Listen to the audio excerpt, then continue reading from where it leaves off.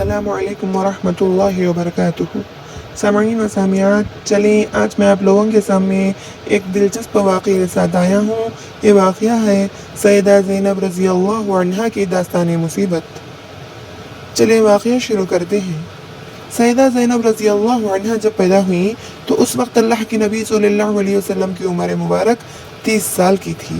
ان کا نکاح مکہ ہی میں ابو العاص رضی اللہ عنہ بن ربیع سے ہوا تھا۔ ابو العاص رضی اللہ عنہ کی والدہ حالہ بنت خویلد حضرت خدیجہ رضی اللہ عنہ کی سگی بہن تھی۔ یہ نکاح حضرت خدیجہ رضی اللہ عنہا کے سامنے ہوا تھا۔ سیدہ زینب رضی اللہ عنہا اپنی والدہ کے ساتھ ہی داخل اسلام ہو گئی تھی، مگر ابو العاص رضی اللہ عنہ کا اسلام میں تاخیر میں رہا۔ جنگ بدر میں ابو العاص رضی اللہ عنہ قریش کی جانب تھے۔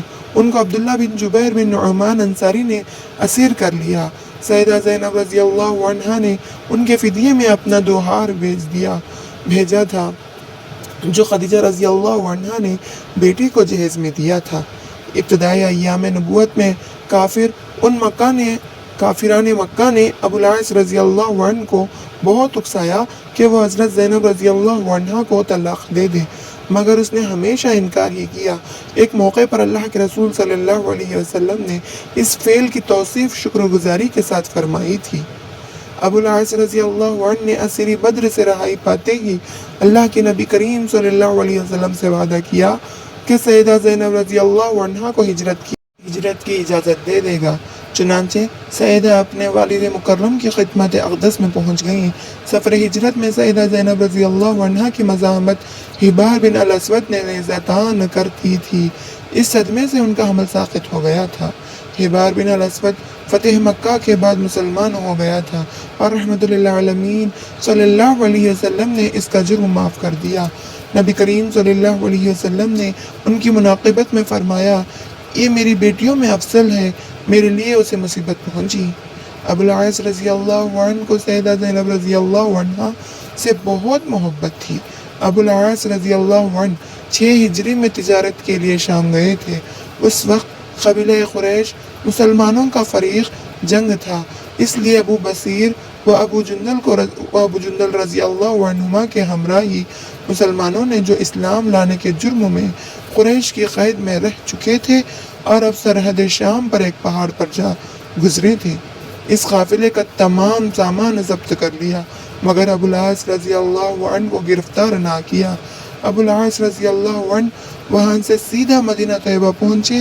نماز کے وقت مسجد میں سیدہ زینب رضی اللہ عنہا کی آواز مسلمانوں کے کان میں پڑی، میں ابو العاص بن ربیع کو پناہ دیتی ہوں۔ یہ آواز اس وقت سنی گئی جب مسلمان نماز میں داخل ہو چکے تھے۔ نماز سے فارغ ہوئے تو اللہ کے نبی صلی اللہ علیہ وسلم نے فرمایا، لوگوں تم نے بھی کچھ سنا جو میں نے سنا ہے؟ تو میں نے عرض کی، جی ہاں۔ فرمایا، واللہ مجھے اس سے پہلے کچھ علم نہ تھا، میں نے یہ آواز تمہارے ساتھ ہی سنی ہے، اور پناہ دینے کا حق تو ہر ادنا مسلمان کو بھی حاصل ہے۔ پھر نبی کریم صلی اللہ علیہ وسلم گھر میں بیٹی کے پاس گئے اور اسے فرمایا، بیٹی ابو العاص کو عزت سے ٹھہراؤ، خود اس سے الگ رہو تو اسے حلال نہیں۔